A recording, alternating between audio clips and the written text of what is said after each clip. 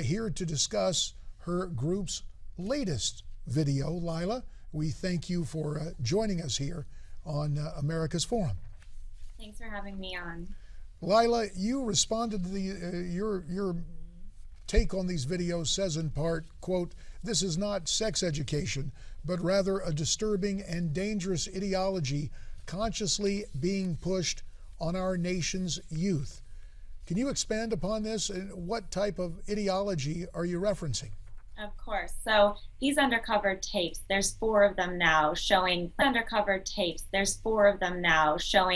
Parenthood sex counseling that's tax funded, websites, sex shops, and most disturbingly, violent sadomasochistic sexual activity. So whipping, asphyxiation, choking, cutting, very disturbing for anybody who cares about the well-being of kids. But it's not just what we find in the clinics. And when we talk about an ideology where Planned Parenthood is putting kids at risk, we're talking about a whole across the board website programming, videos that they have on their YouTube channels, programs and workshops that they have set up to teach educators to then educate teens, promoting BDSM or bondage and domination sadomasochism. So there's that aspect of it. And this is all based on an Alfred Kinsian sexology, who was basically a grandfather of sexology for Planned Parenthood, who believes many very disturbing things. Adult-child sexual relationships aren't a problem, who thinks that children are sexual from birth and should have sexual experiences. Lila,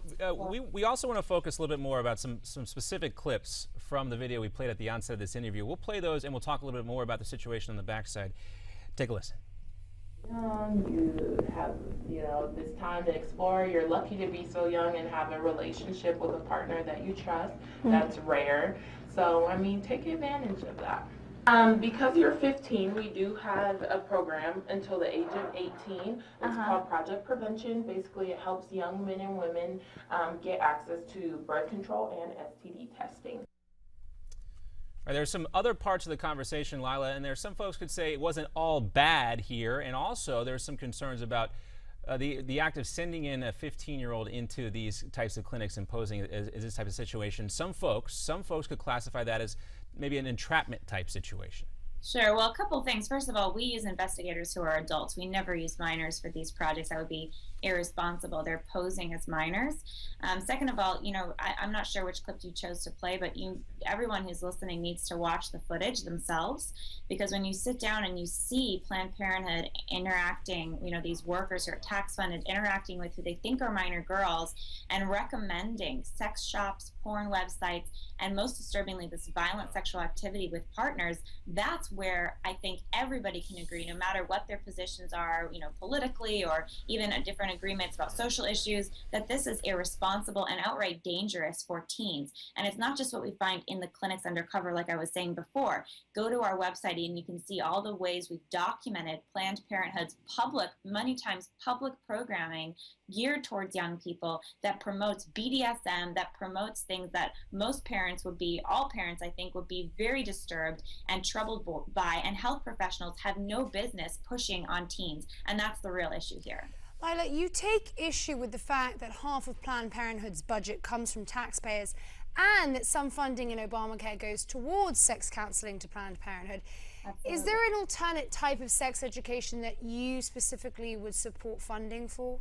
Sure, it's a good question. So there's 2 things. First of all, to clarify, Planned Parenthood is receiving over $500 million, but it's not just for sex education. It's funding their clinics, their facilities to be open, their staff to be there, and as well as claiming to be the leading sex educator of our kids in our country. Planned Parenthood is also the biggest abortion chain. Not a lot of people realize this.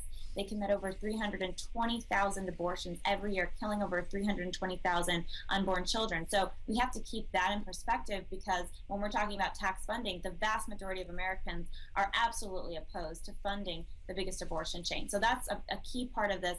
When it comes to teen sex education, I think it's all about the family and the community. You know, teens are individuals and unique, and they have unique challenges and issues. It's not a one size fits all. I think that the more we can make the community involved, get parents involved, get families involved, the stronger it will be when we educate our kids, not just when it comes to issues of sexuality, but issues across the board. So when we trust a national and even an international organization that's also the biggest abortion chain to be the purveyor and the distributor of sex education at a top-down level, and they have this dangerous sexology that's very destructive and against the health and well-being of our kids, and they're the ones we trust, we're going to have problems, and that's what we're seeing. Lila, as you know, politics is predicated upon public policy. And other stories dealing with what some would call, quote, reproductive rights continue to come into the news. And we haven't had a chance to talk with you, for example, in the wake of the Hobby Lobby decision.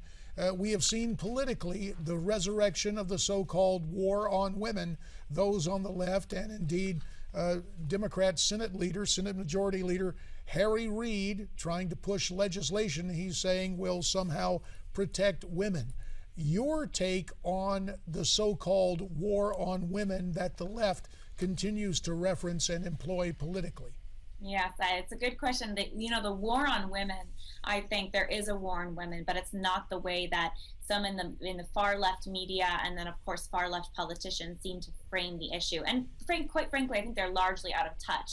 As women, our first consideration is not whether or not we can pop some hormonal birth control pills, but they're questions about our relationships, our jobs, our education, our families, foreign policy, taxes. These are the things that women are interested in. And when we've been really limited to the question of regulating our fertility, and that's all of a sudden the government's job and keen interest in our bodies, I feel like that is completely out of touch with what most women actually care about and the lives that we're living. So if there's a war on women, I would say it's a war that's really very condescending. And then also there's the war on seeing women, limiting them to regulating our fertility and limiting them to questions about abortion, saying that somehow abortion is empowering to us and we want abortion. No woman wants an abortion.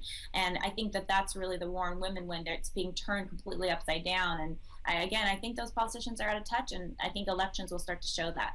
And of course, Lila, when this debate happens, there are always those folks who step in here and say that not all women take birth control to prevent pregnancies. Some women need that for their health. And then the argument then gets turned around, and you mentioned the reverse war on women, or however you want to classify it. And there are also folks who are saying this issue should not come up again, and it's particularly one that politicians should avoid because it's caused problems in the past. How do you respond to that? Yeah, I think that it's all about messaging, because the truth, you can have the truth, but if you don't communicate it, it doesn't matter. And when it comes to the issue of, hormonal birth control, first of all, there's no conversation, as there should be, about the many risks and problems with birth control, with hormonal contraception. And that's something that we're just pretending like, oh, women are going to be great if you just pump them full of hormonal contraceptives.